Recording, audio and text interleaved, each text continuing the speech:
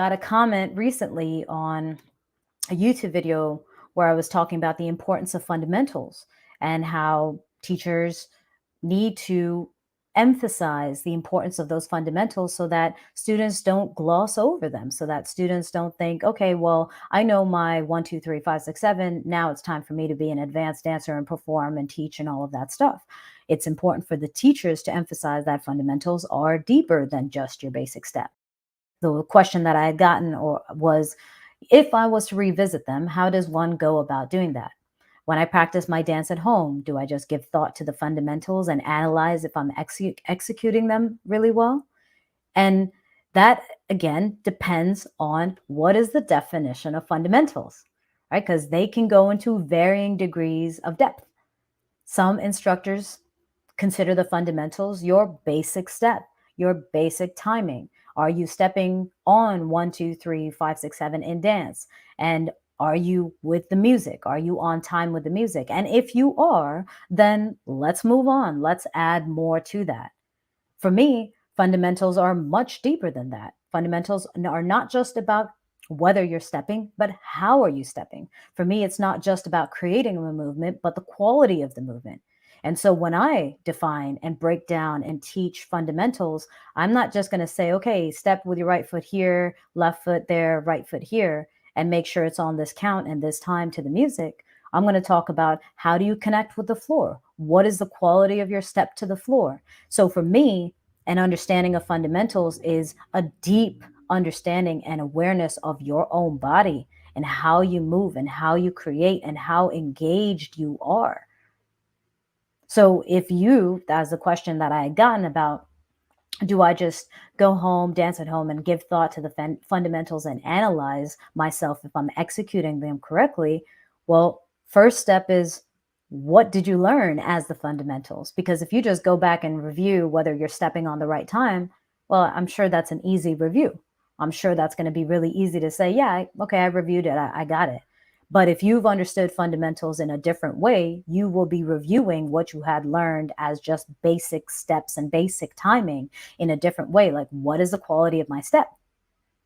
And in that sense, understanding those definitions also kind of determines, or is also determined by the definitions that you use for your own personal growth. What is your goal, right? What are you defining as your own purpose? Because not everybody, sticking to dance for now, not everybody is interested in being a very superbly skilled technical dancer who can do all sort of creative things and be musical and experimentative on the dance floor. Many people just want enough that they can get out there, ask someone to dance, connect with that person for 5 minutes of a song, and then bounce. And that's enough. So if your foundation, your fundamentals are good enough to achieve that, then you pursuing more than that is a lack of defining your goals clearly. And now you're going to feel frustrated or wondering why you're wasting time because, well, your goal was just to get on the dance floor and just do the basic and connect with the person and not really care about all those things. But because somebody said you should pursue fundamentals in more depth, now you're doing that. But for what purpose? To what end? So in dancing and teaching, there are a lot of terms that are vague, that are used frequently, but without any real purpose. This person asked me this question about fundamentals, but something like grounded. How many times have you heard the term as a student, or if your teachers here use the term, be grounded in your step? What does that mean?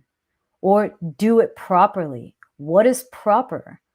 Right? Like I know the question I posed, and it's hard for me to pose these questions so that they encompass everything that I'm going to be discussing in these live chats. But the question I posed ended up, misunderstandings and miscommunication ended up referring a lot more to just communication, verbal communication between people. But in reality, the definitions that we use and how clearly we explain ourselves, or how clear the explanation is that we are receiving, determines a lot more than just communication. It determines our happiness. It determines the fulfillment that we feel from pursuing something, and it determines our results as well. So, another term that I could think of is soft lead and follow. How many times have you heard that? Right? Be a soft lead and follow. I've heard it many times. I have danced with people where we did not have a good connection. And I remember talking to them later and they said, "Oh, well, I was taught to be soft." But soft wasn't defined.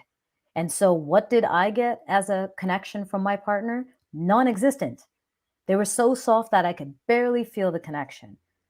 Soft actually, by my definition, is firm and assertive and intentional, right? So there are lots of terms.